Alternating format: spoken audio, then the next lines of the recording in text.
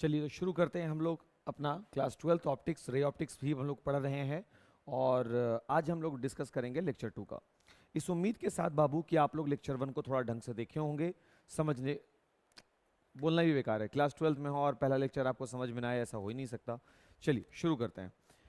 तो आज का जो टॉपिक हम लोगों का है, जो प्रीवियस हम लोग डिस्कस किए थे बाबू, उसके बाद जो टॉपिक है वो है गोलीय दर्पण। कौन सा है टॉपिक आज का? गोलीय दर्पण। क्या होता है गोलीय दर्पण? चलिए बात कर लेते हैं थोड़ा सा गोलीय दर्पण का। शुरू करो भाई, शुरू करो, है ना। गोलीय दर्पण, देखिए अगर हम इस प्रकार से कोई गोला लेते हैं, ध्यान रखिएगा ये वृत्त नहीं है, ये गोला है। क्या मेरे पास गोला का फोटो 3D है क्या? इस प्रकार से है, बट हो पाएगा? हाँ हो जाएगा, रुक जाओ, इसको हम रख लेते हैं। ठीक रहेगा, गोला सही है।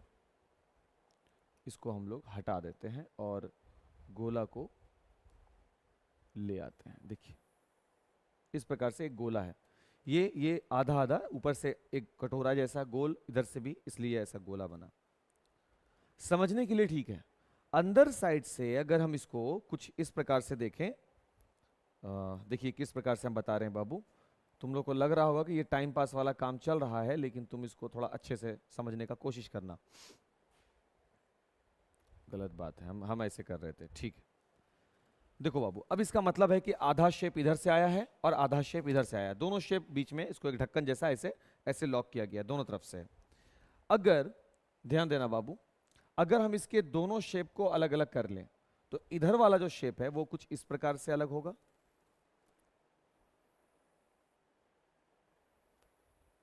और इधर वाला जो शेप है बाबू वो इस प्रकार से अलग हो रहा है। देखो, और तब दोनों को कंबाइंड किया गया, दिख रहा है क्या? और इस प्रकार से आप देखिएगा कि जो इस तरफ का शेप है ये वाला, ध्यान देना बाबू,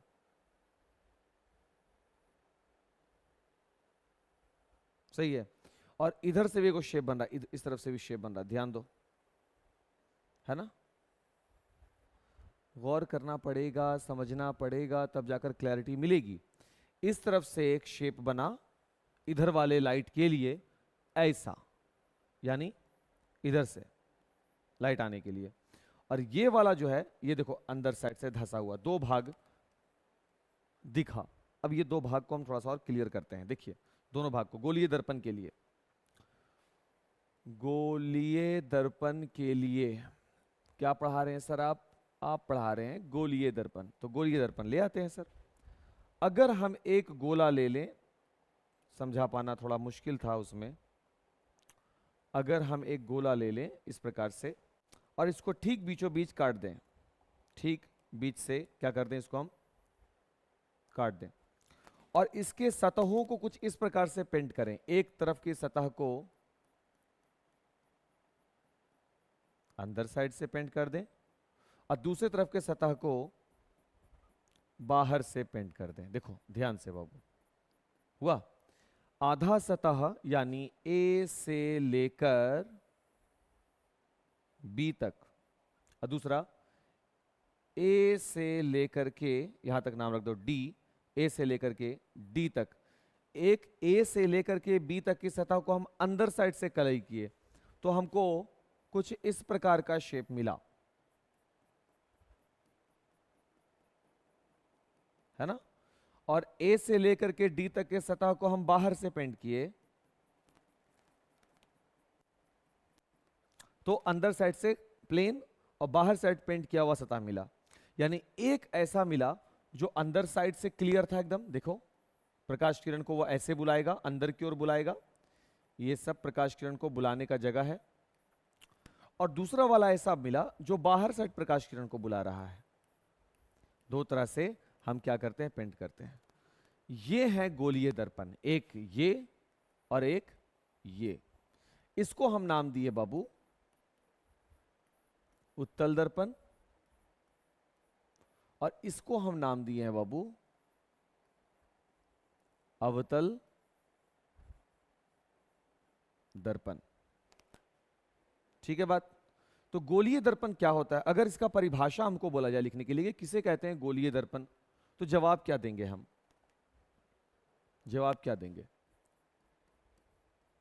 क्या होता है गोलीय दर्पण किसे कहते हैं, क्वेश्चन मार्क। ठीक, अब इसका जवाब, जवाब क्या है, गोलीय दर्पण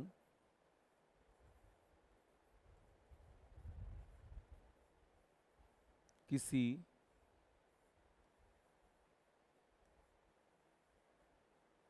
खोखले गोले का, गोलीय दर्पण किसी खोखले गोले का एक भाग, एक हिस्सा होता है। अच्छा, तो गोलीय दर्पण किसी खोखले गोले का भाग होता है। बाबू अगर ये खोखला गोला है तो गोलीय दर्पण इसी खोखले गोले का एक भाग हुआ। यस, एक भाग ये हुआ और एक भाग ये हुआ, तो गोलीय दर्पण इनको बोलते हैं, ये है गोलीय दर्पण, ना कि ये गोल, ये तो खोखला गोला है। गोलीय दर्पण जो होंगे वो खोखले गोले का भाग होगा, एक भाग ये हो गया और एक भाग ये हो गया। आ रहा बात समझ में? तो गोलीय दर्पण किसे कहते हैं, अगर ये प्रश्न आ गया तो हम जवाब क्या दे रहे हैं कि गोलीय दर्पण किसी खोखले गोले का एक भाग होता है। और गोलीय दर्पण को अगर आप पढ़ना चाहो, ये दो प्रकार के होते हैं, प्रकार के होते हैं, पूर्ण विराम नहीं, हाइफन लगा देंगे। दो प्रकार के होते हैं, पहला कौन सा है बाबू, पहला उत्तल दर्पण है ना, और दूसरा कौन सा हो जाएगा बाबू, अवतल दर्पण। अगर मान लीजिए प्रश्न आ जाता है गोलीय दर्पण किसे कहते हैं, तो जवाब देना है कि सर गोलीय दर्पण जो होता है वो किसी खोखले गोले का एक भाग होता है, और इनको हम लोग दो भाग में पढ़ते हैं, एक उत्तल दर्पण और एक अवतल दर्पण। इसके बाद बाबू आपको फोटो बनाना होता है गोलीय दर्पण का, तो आप आसानी से फोटो बनाइए, कोई दिक्कत वाली बात नहीं है, ठीक है ना। कुछ नहीं करना आपको, इस प्रकार से एक सर्कल ले लेना होगा। इसके बाद आप इसको दो भाग में बांटेंगे। दो भाग में बांटने के लिए आप बीच से एक लाइन ड्रॉ करेंगे जो ये बताएगा कि आप इसको दो भाग में बांट रहे हैं, और उसके बाद बाबू दोनों हिस्सों को पार्टिकुलरली रंगेंगे। एक को बाबू अंदर साइड से कलई कर रहे हैं और दूसरे को बाबू बाहर साइड से कलई कर रहे हैं।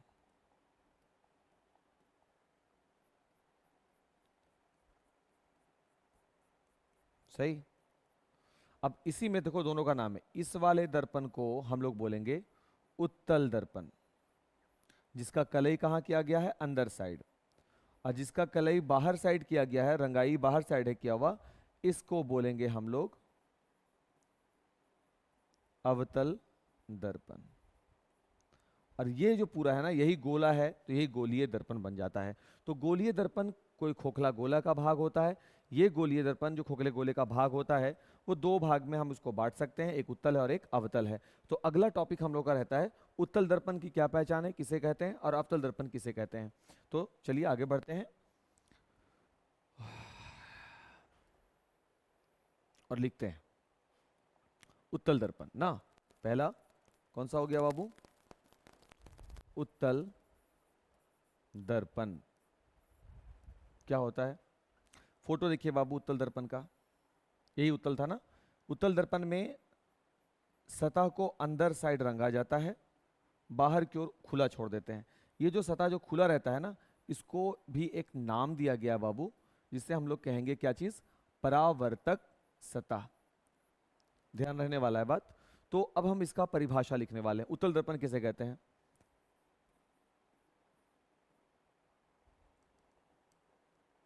लिखेंगे गोलीय दर्पण का वह भाग, गोलीय दर्पण का वह भाग जिसकी जिसकी परावर्तक सतह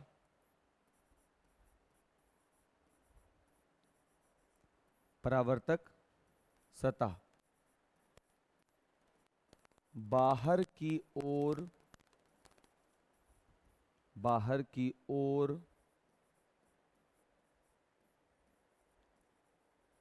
उभरी हो। परावर्तक सतह बाहर की ओर उभरी हो। तुम देखो, ये नहीं लग रहा है इसे बाहर की ओर से उभरा हुआ परावर्तक सतह है, अंदर की ओर नहीं उभरा हुआ। अंदर की ओर तो बाबू पेंट कर दियो, तो जिस ओर पेंट कर दो उस ओर तुमको कोई बात नहीं करना है, एकदम इत्मीनान से समझो। और परावर्तक सतह बाहर की ओर उभरी हुई है। पढ़ना जरूरी है बाबू टॉपिक, आगे जाकर के हमको समझ में आएगा कि सर आप उत्तल और अवतल क्यों पढ़ा रहे हैं, ये सब तो तुम लोग का पढ़ा हुआ, लेकिन नहीं, बहुत इंपॉर्टेंट बात हम कर रहे हैं अभी। तो गोलीय दर्पण का वह भाग जिसकी परावर्तक सतह जिस सतह की ओर, ऊपर में बताया था परावर्तक सतह, कल के लेक्चर में हम लोग लेक्चर 1 में डिस्कस किया है कि परावर्तक सतह में कि जिस सतह पर प्रकाश की किरण आती है, आपतित किरण, और टकराकर लौटती है, वह सतह ही परावर्तक सतह कहलाता है। यानी ये सतह जो परावर्तक है, इसी सतह पर प्रकाश किरण आएगी, टकराकर लौटेगी। ठीक है। दूसरा वाला जो होता है वो होता है अवतल दर्पण।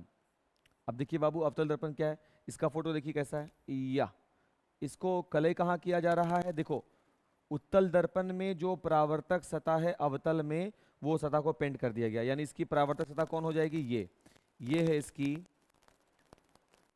परावर्तक सतह। ठीक है। अब इसका क्या बनाया जाएगा, परिभाषा क्या बनेगा, ये भी गोलीय दर्पण का हिस्सा है, तो गोलीय दर्पण का वह भाग जिसकी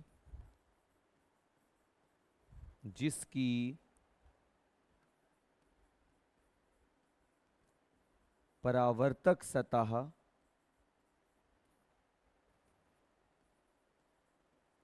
अंदर की ओर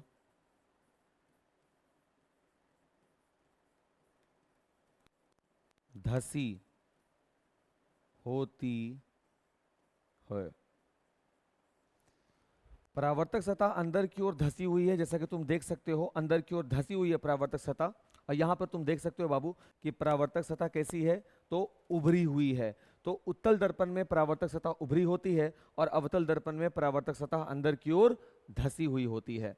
ठीक है। और बाकी तो चीजें वैसी रहेगी। अब हम लोग इसमें दर्पण का एक छोटा सा फॉर्म F बराबर R/2 पर थोड़ा सा डिस्कशन करने वाले हैं। ठीक है।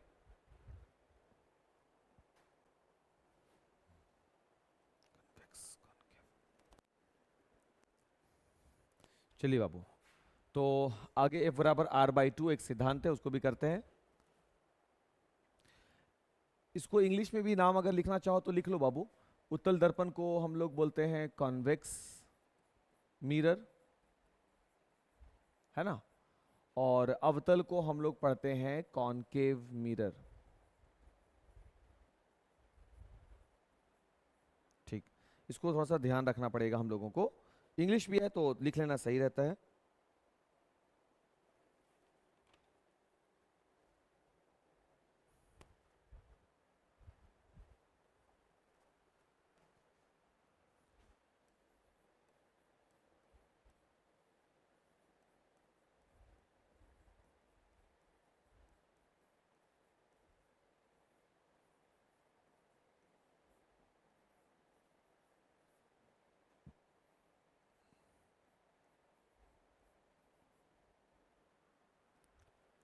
देखिए, दर्पण में सत्यापित करें कि स्मॉल f यानी फोकस दूरी, नहीं तो पढ़ना पड़ेगा ना सब चीज।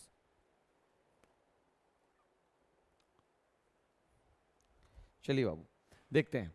तो दर्पण में यह सत्यापित करना है कि फोकस दूरी उसकी वक्रता त्रिज्या की, उस दर्पण की, चाहे वो अवतल हो चाहे वो उत्तल हो, उसके वक्रता त्रिज्या की आधी होती है।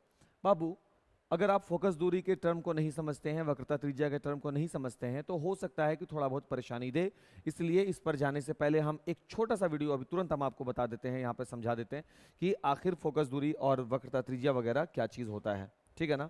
देखिए, ये खोखला गोला है जिससे उत्तल और अवतल दर्पण बनते हैं, ये उसका केंद्र हो जाता है। क्लियर है बात यहाँ पर। और यहीं से इसको हम बीच से डिवाइड कर देते हैं और डिवाइड करने के बाद एक यहाँ पर कलई किया जाता है यानी अंदर साइड, और एक कलई कहाँ होता है बाबू, बाहर साइड।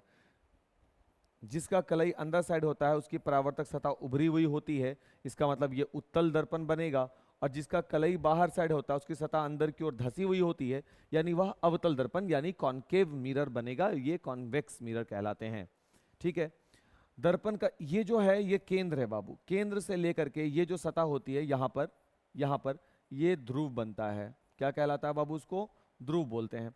उसी प्रकार से गोली दर्पण का जो केंद्र होता है वहां से इसको भी मिलाओगे तो यहां पर कौन सा पॉइंट बनेगा, ध्रुव बनेगा। तो चाहे बात आप उत्तल दर्पण की करें, समझना ये उत्तल ही है ना, चाहे बात आप उत्तल दर्पण की करें इसका भी अपना एक केंद्र होगा, ये वाला पॉइंट O। चाहे बात आप अवतल दर्पण की करें इसका भी अपना एक केंद्र होगा O। देखो इस तरफ से और इस तरफ से, दोनों तरफ से ही अपना अपना एक केंद्र होगा। केंद्र से ध्रुव तक की दूरी को हम लोग केंद्र से ध्रुव तक की दूरी को हम लोग वक्रता त्रिज्या, और इस ध्रुव को, इस O को हम लोग वक्रता केंद्र बोलते हैं। क्या बोल रहे हैं बाबू, देखिए जो गोला का केंद्र है कटने के बाद वो वक्रता केंद्र के नाम से जाना जा रहा है। वो पॉइंट किसके नाम से जाना जा रहा है बाबू, वक्रता केंद्र के नाम से जाना जा रहा है। और उस वक्रता केंद्र का ध्रुव से दूरी यानी जो एक्चुअल में त्रिज्या होती है किसकी, गोला की, वो यहां पर दर्पण, गोलीय दर्पण के केस में किस नाम से पुकारा जा रहा है बाबू, वो पुकारा जा रहा है वक्रता त्रिज्या के नाम से। किस नाम से पुकारा जा रहा है बाबू, उसको पुकार रहे हैं हम लोग वक्रता त्रिज्या के नाम से। सही है सर। फोकस दूरी क्या होता है, हम लोग अवतल दर्पण के बारे में बात किए थे, तो वहां पर भी देखो अवतल दर्पण केस में एक तो O होगा, ये O कहलाएगा वक्रता केंद्र, और इस वक्रता केंद्र से पूरे ध्रुव तक की दूरी को हम लोग वक्रता त्रिज्या बोलेंगे। और जब प्रकाश किरण को ला रहे थे बाबू और टकरा रहे थे, आप डे 1 लेक्चर को याद कीजिए बाबू, सब डे 1 लेक्चर को देखिए, एक बिंदु मिला था ना जहां पर सारी किरणें आपस में आके मिल रही थी अवतल दर्पण में, वो था फोकस। और उस फोकस से ध्रुव तक की दूरी जो थी उसी को हम लोग किस नाम से पुकारते हैं, फोकस दूरी के नाम से पुकारते हैं। इस ओवरव्यू को आप ध्यान रखिए ताकि आपको सारा का सारा कॉन्सेप्ट क्लियर रहे। और उससे भी जरूरी बात बाबू, इतना छोटा छोटा बात नहीं ना करेंगे, वो तो आप 10th में ऑलरेडी पढ़ लिए हैं। हम इसलिए बोल रहे हैं बाबू कि हम नहीं चाहते कि थोड़ा सा भी पिटफॉल्स रहे, इसलिए हम इतना चिल्ला रहे हैं। वरना हमको भी मालूम है कि 10th का आपका पढ़ा हुआ टॉपिक है, कोई भारी बात है नहीं। तो दर्पण में सत्यापित करना है तो दर्पण के रूप में हम कौन सा दर्पण ले लिए, अवतल, हम इसमें अच्छे से समझा पाएंगे। और दर्पण को क्या कर रहे हैं, सबसे पहले बाहर साइड से कलई, क्योंकि अवतल दर्पण के बारे में सर अभी अभी आप बताए कि अवतल दर्पण की परावर्तक सतह जो होती है वो अंदर की ओर धसी हुई होती है, परावर्तक सतह अंदर की ओर धसी हुई होती है, तुम देख सकते हो। इसके बाद बाबू एक प्रधान अक्ष चाहिए। प्रधान अक्ष किसे कहते हैं सर, ये वो लाइन होती है जो बिल्कुल दर्पण के बीच से होकर गुजर जाती है। तो ये वो लाइन रही जो बिल्कुल दर्पण के बीच से होकर गुजर गई। और उसके बाद एक बिंदु होता है दर्पण के ठीक बीचों बीच, उसको हम P यानी पोल या ध्रुव के नाम से जानते हैं। तो अब हमको पोल के बारे में भी पता चल चुका है। अच्छा, अभी क्या हुआ कि इस दर्पण पे हम एक प्रकाश किरण को आपतित कराया। देखिए ये प्रकाश किरण आई, ठीक है ना, आने के बाद प्रकाश किरण यहां से टकराने के बाद कुछ इस प्रकार से लौट गई, जो कि स्वाभाविक सी बात है, परावर्तन के केस में हमको समझने में आता है ना। थोड़ा सा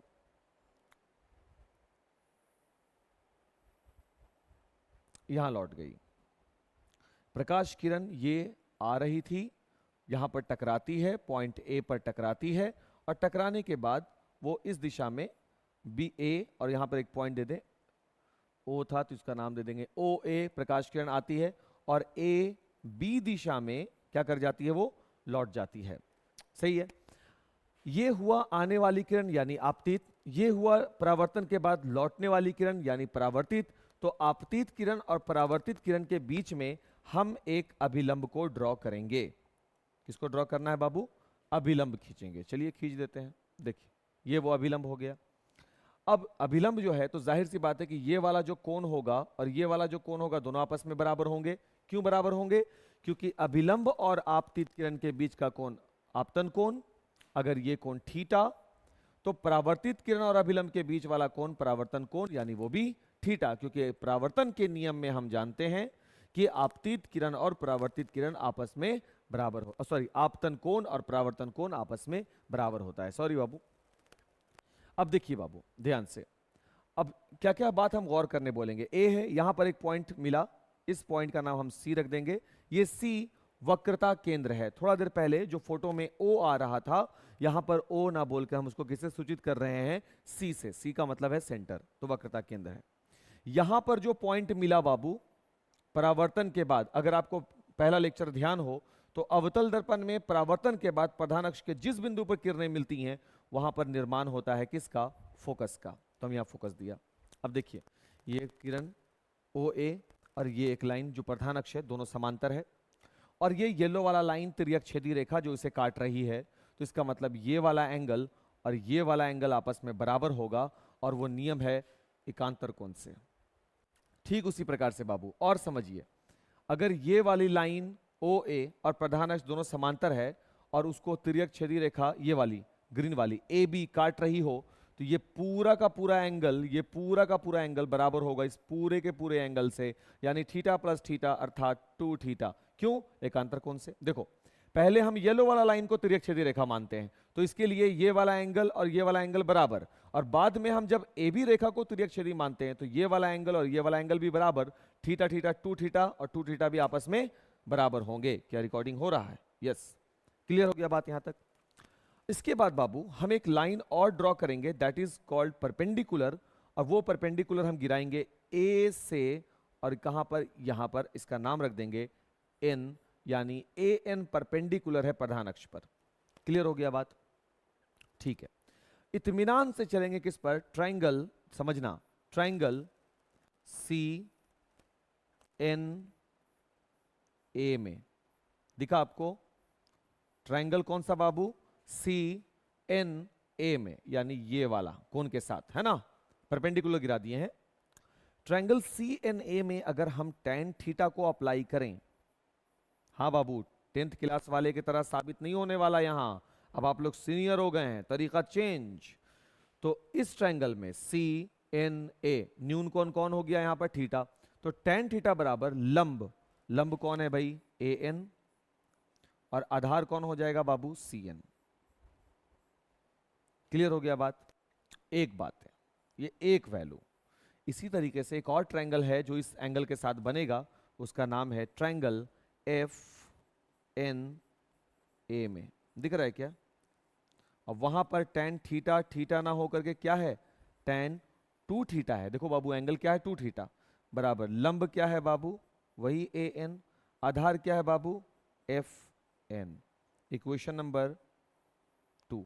जरूरत पड़ेगा इक्वेशन का, शायद नहीं पड़ेगा, शायद नहीं पड़ेगा, लेकिन जरूरत शायद पड़ जाए तब रेफरेंस लेना पड़ेगा, इसलिए हम पहले से ही इसमें 1 2 करके चल रहे हैं। ठीक, अगर मान लो बाबू कि बिंदु ए पी के बहुत करीब हो जाए, बिंदु ए पी के बहुत करीब हो जाए, तो थीटा एंगल बहुत छोटा हो जाएगा। अगर ए बिंदु पी के बहुत करीब हो जाए, यदि ए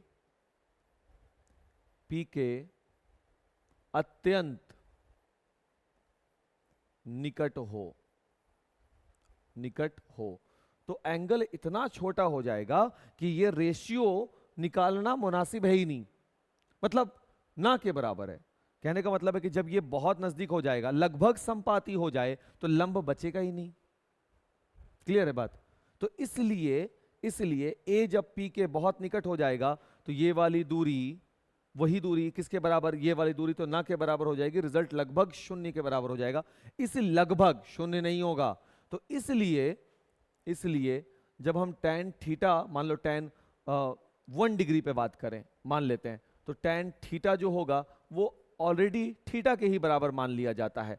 जब एंगल बहुत छोटा हो तो त्रिकोणमितीय वैल्यू में sin 45 मान लेते हैं, 45 किसी की तुलना में बहुत छोटा है, तो sin 45 का वैल्यू 45 के ही बराबर हो जाएगा, sin 75 का वैल्यू 75 के ही बराबर हो जाएगा जब वो एंगल बहुत छोटा हो। इसी प्रकार से tan 2 थीटा भी किसके बराबर हो जाएगा बाबू, 2 थीटा के बराबर हो जाएगा। हम यहां रिप्लेसमेंट करेंगे, और ये कब होगा, ये कब होगा, जब ए पॉइंट पी के नजदीक आ जाए, जिससे कि ए एन का अस्तित्व लगभग खत्म हो जाएगा। इसलिए और अब tan थीटा अगर थीटा हो तो आप लिखेंगे समीकरण एक से आपको मिलेगा थीटा इज इक्वल an बटा cn, इक्वेशन नंबर 3। और समीकरण 2 से आपको मिलेगा 2 थीटा बराबर an बटा fn, या थीटा बराबर an बटा 2fn, समीकरण नंबर 4। अब समीकरण 3 और 4 में अगर हम चलते हैं तो दोनों का LHS वैल्यू देखिए बराबर है, तो RHS भी बराबर हो जाएगा।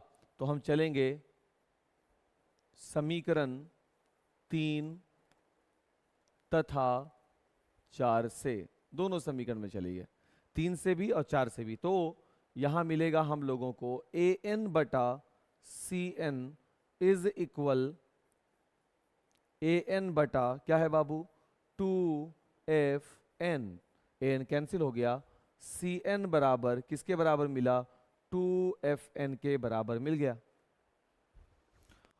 cn बराबर 2fn, cn बराबर 2fn। कुछ तो समझ में नहीं आया सर? अरे कितना भारी बात तुमको बताया गया। क्या तुम यहां पर एकांतर कोण अभिगृहित नहीं समझते कि अगर दो समांतर रेखा हो उसको कोई तिर्यक छेदी रेखा प्रतिच्छेद करे तो एकांतर कोण का युग्म आपस में समान होता है, तो इसलिए ये वाला एंगल इसके समान हो गया। उसी प्रकार से अगर वो रेखा दूसरी कोई और हो जाए, कोई और रेखा हो जाए, तब ये वाला एंगल भी बराबर होगा, यानी ये एंगल किसके बराबर होगा ये। अब बारी बारी से एक त्रिभुज C से जोड़िए an को और एक त्रिभुज F से जोड़िए an को, दोनों त्रिभुज में tan लगा करके रिजल्ट आपके पास है। फिर थीटा को बहुत छोटा बता दीजिए, इतना छोटा कि tan थीटा थीटा के बराबर हो जाए और tan 2 थीटा केवल 2 थीटा के समान हो जाए, तो यहां से थीटा का दोनों तरफ से वैल्यू निकलेगा और उसके बाद वैल्यू काटकर cn बराबर 2fn। इसके बाद बाबू क्या, तो इसके बाद का जो वैल्यू है, एक मिनट बाबू, तो इसके बाद का जो वैल्यू है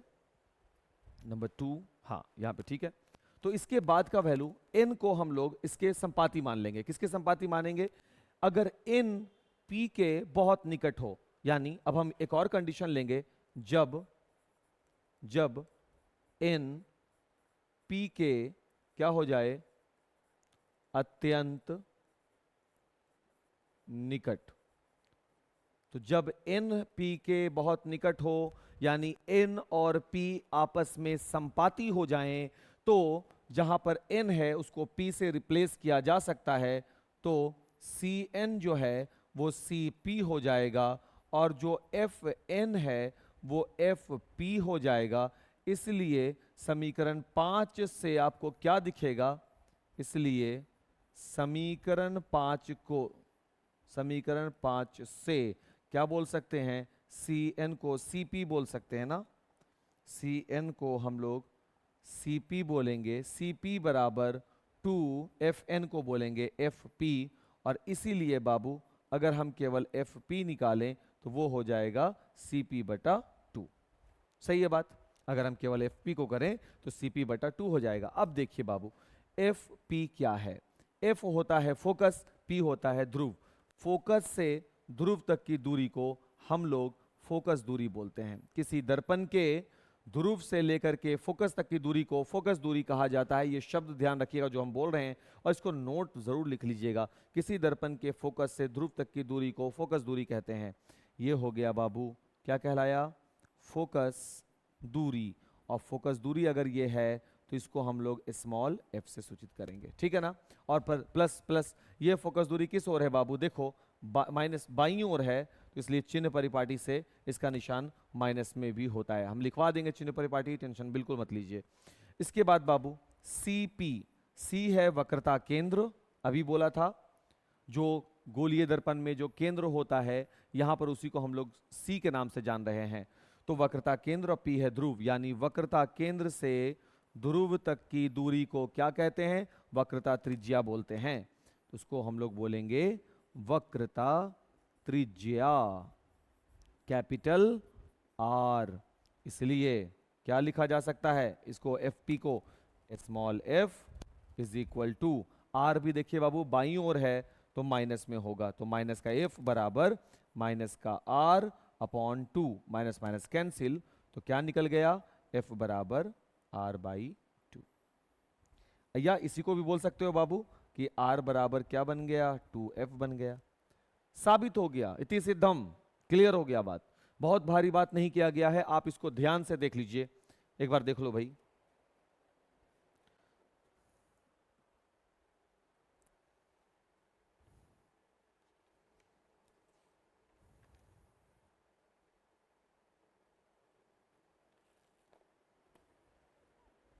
क्लियर हुआ बाबू? अब हम इस पर थोड़ा सा, ये सब जो बात हम बकबक कर रहे थे उस बात को लिखने वाले हैं। मतलब जिसको बोलते हो कि सर क्या शुरुआत में लिखाएगा, समझे में नहीं आता है, वो इसलिए समझ में नहीं आता क्योंकि आप समझना नहीं चाहते। क्योंकि जब आपको इतना अच्छा बात मालूम हो जाए कि आपको समझ में नहीं आ रहा, तब तो और भी ज्यादा आप कॉन्सेंट्रेट करेंगे समझने का, है ना। चलिए देखिए तो क्या क्या बात किया गया है। एक प्रकाश किरण है ओ ए, एक प्रकाश किरण है जिसका अवतल दर्पण, अवतल दर्पण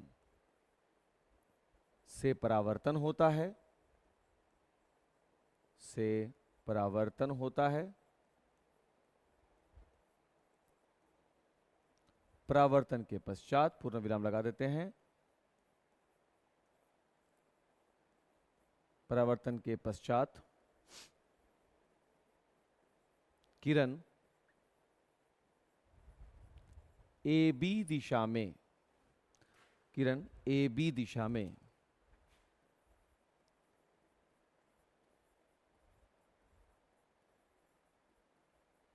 प्रधान अक्ष को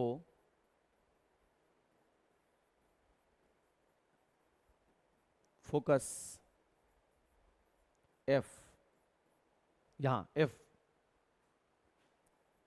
पर मिलती है। प्रधान अक्ष को कहां पर मिल रही है, वो कैपिटल एफ पर मिलती है। ठीक है। एसी क्या है, अभिलंब है। एसी अभिलंब है, बहुत अच्छी बात है। और अब हम एकांतर कोण का पूरा लॉजिक लिखने वाले हैं। लॉजिक मींस कौन कौन सा एकांतर कोण है। कोण ओ ए सी बिल्कुल बराबर होगा कोण ए सी पी के, और ये होगा किससे बाबू, एकांतर कोण। कौन सा कोण लिखा गया, ध्यान से पढ़िए, ओ ए सी ये वाला कोण, और ए सी पी यानी ये वाला कोण, दोनों बराबर होंगे एकांतर कोण से। और कौन सा कोण बराबर किया गया, कोण ओ ए एफ बराबर होगा कोण ए एफ पी। कहां से भाई, ये भी एकांतर कोण से। पढ़ा जाए कोण को, ओ ए एफ यानी ये पूरा कोण, ए एफ पी यानी ये पूरा कोण, दोनों बराबर होंगे। तो ये वाला कोण कितना हो गया, थीटा थीटा 2 थीटा, तो यहां पे भी आ गया 2 थीटा, बराबर हो गए। अच्छा एफ है बाबू, ये इतना तो हो गया। फिर हम लिखा क्या, ए से ए एन परपेंडिकुलर खींचा है सीपी, ए से ए एन परपेंडिकुलर खींचा है सीपी। पी क्या है भाई, ये बात नहीं बताया। जहां जहां सबका नाम दे दो, सी जो है वो है वक्रता केंद्र, है ना बाबू, कॉमा कैपिटल एफ जो है वो है दर्पण का, कौन से दर्पण, अवतल दर्पण कॉनकेव मिरर का फोकस, और पी जो है वो है दर्पण का ध्रुव है, पूर्ण विराम। और उसके बाद अब आ जाएंगे किसमें, गणना में, गणना कैलकुलेशन, और कैलकुलेशन यहां से शुरू। इसको बना करके तैयारी कर लीजिए, और फिर चलिए आइए क्लास, तुरंत इसका आपसे पूछ लिया जाएगा, इसका टेस्ट हो जाएगा। और हाँ, लेक्चर 1 की तैयारी के साथ साथ देख लीजिए ध्यान से। Thank you.